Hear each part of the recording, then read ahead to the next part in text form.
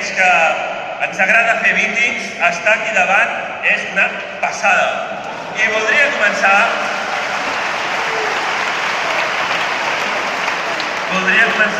una mica suau, diguem-ne, per tant, perdoneu-me el to ara una mica rebaixat. Fa una estona l'Eduardo Reyes recordava una frase que està plena de contingut, i és que ells, l'aparell de l'Estat, aquelles elits que encarnen l'aparell de l'Estat, que sempre l'han utilitzat a favor seu,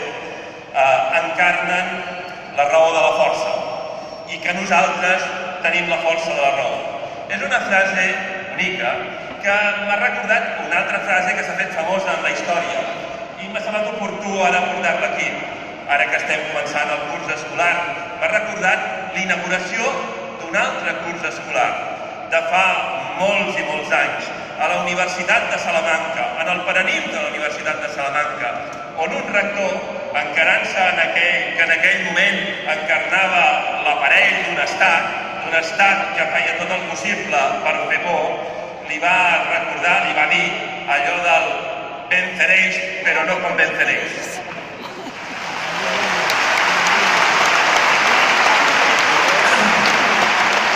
I ara, molts anys i molts lustres i moltes dècades després, tornem a estar en un escenari en el qual ells, aquell aparell de l'Estat, aquelles elits que els dominen i aquells que estan al seu servei, perquè han viscut sempre molt bé a l'ombra d'aquell aparell de l'Estat i sobre les nostres esquenes,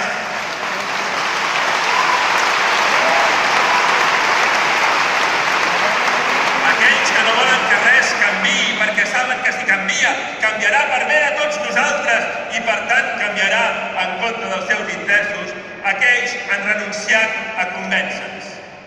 Han renunciat a convèncer-nos, i convèncer vol dir argumentar amb raons, argumentar amb arguments, ho explicava molt bé la Carme Forcadell fa un moment. Convèncer vol dir una altra cosa,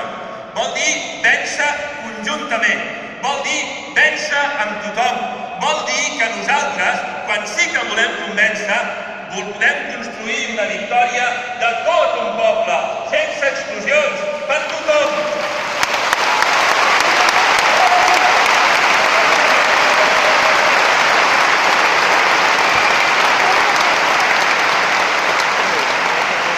Nosaltres volem convèncer perquè volem a tothom amb nosaltres i perquè el nostre projecte s'adreça a tothom. Per això volem convèncer. Ells ens volen vèncer. Una vegada més ens volen vèncer, però ha canviat una cosa. És cert que nosaltres, com a país, com a societat, som el fruit de moltes derrotes. Però també és cert que som la llavor de totes les victòries.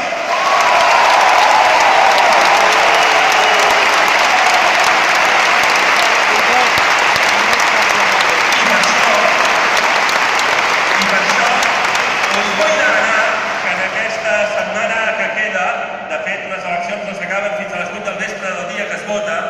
en aquests dies que queden ens vull demanar a tots nosaltres que tinguem fe, perquè ara és l'hora de la fe, que tinguem esperança, perquè és l'hora de l'esperança, i que guanyem, perquè és l'hora de la victòria.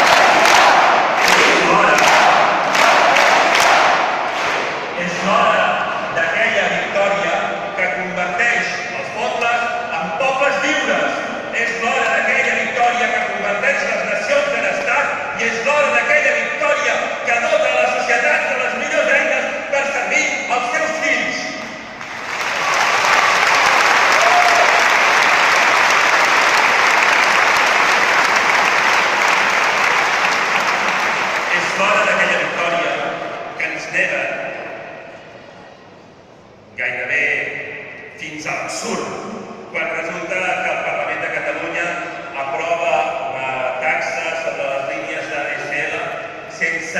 vot en contra, i en canvi un tribunal polític, d'elecció política, amb un president polític que és escollit perquè és militant del partit que el nomena, la tomba. De tal manera que es dona aquella situació absurda, deia, en la qual a Catalunya l'opinió de ningú, perquè ningú va votar en contra, s'imposa l'opinió de tothom i n'estem més que farts.